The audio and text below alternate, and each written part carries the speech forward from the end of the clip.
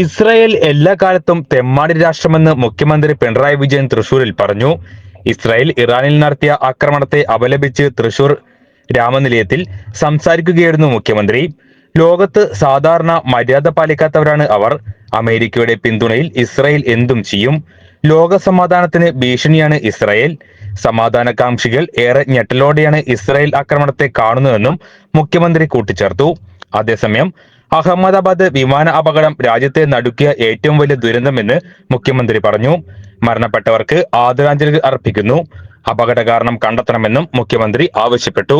അത്യന്തം ദാരുണമായ സംഭവമാണ് ഇന്നലെ ഉണ്ടായത്.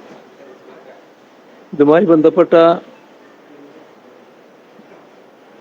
കാര്യങ്ങൾ വിശദമായി പരിശോധിക്കേണ്ടതുണ്ട് എന്നുള്ളതാണ് ഇപ്പോൾ വരുന്ന വാർത്തകളിൽ നിന്ന് വ്യക്തമാകുന്നത്. അതുമായി ബന്ധപ്പെട്ടുള്ള പരിശോധനകൾ ആരംഭിച്ചതുകൊണ്ട് ഇപ്പം അതിൻ്റെ പ്രാരംഭഘട്ടത്തിൽ മറ്റൊരു അഭിപ്രായം പറയാറായിട്ടില്ല. ഏതായാലും രാജ്യം കണ്ട ഏറ്റവും വലിയ വിമാന ദുരന്തങ്ങളിൽ ഒന്നായിട്ടാണ് ഇത് മാറിയത്.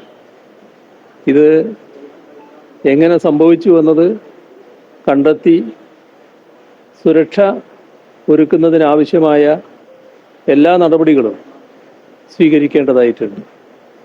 ഇന്ത്യ ഗവൺമെൻറ് ആവശ്യമായ തുടർ നടപടികൾ സ്വീകരിക്കണമെന്നുള്ളതാണ് പറയാനുള്ളത്. ഈ സംഭവത്തിൽ മരണപ്പെട്ട എല്ലാവരുടെയും വേർപാട് അത്യന്തം വേദനാജനകമായിട്ടുള്ളതാണ്. അതിൽ ഇന്നലെ തന്നെ അനുശോചനം രേഖപ്പെടുത്തിയതാണ്. കേരളത്തിൽ നിന്നുള്ള ഒരു സഹോദരിയും ഇതിൽ മരണപ്പെട്ടു. അതിലും അഗാധമായ ദുഃഖവും അനുശോചനവുമാണ് നാടാകെ രേഖപ്പെടുത്തിയിട്ടുള്ളത്. മറ്റു കാര്യങ്ങൾ പിന്നീട് സംസാരിക്കുന്നതായിരിക്കും. ഇന്ന് ഇസ്രായേൽ ഇറാനെതിരെ ഒരു അറ്റാക്ക് നടത്തിക്കൊണ്ടിരിക്കുകയാണ്. ഇസ്രായേൽ പണ്ടേ ലോക തെമ്മാടിയായിട്ടുള്ള ഒരു രാഷ്ട്രമാണ്. ലോകത്ത് സാധാരണഗതിയിലുള്ള ഒരു മര്യാദയും പാലിക്കേണ്ടതില്ല എന്ന നിലപാട് അംഗീകരിച്ചു പോകുന്ന ഒരു രാഷ്ട്രമാണത്. എന്തുമാകാം, അമേരിക്കയുടെ പിന്തുണയുണ്ട് എന്ന ധിക്കാരപരമായ സമീപനമാണ് എല്ലാ കാലത്തും ഇസ്രായേൽ സ്വീകരിച്ചിട്ടുള്ളത്.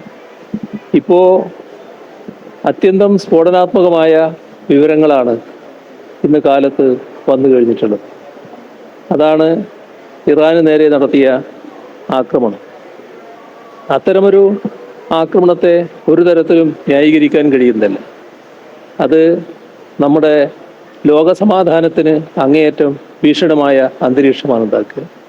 അപ്പോൾ സമാധാനകാംക്ഷികളായ എല്ലാവരും ഇതിനെ എതിർക്കാനും അപലപിക്കാനും തയ്യാറാകണം എന്നതാണ് പൊതുവെ പറയാനുള്ളത്.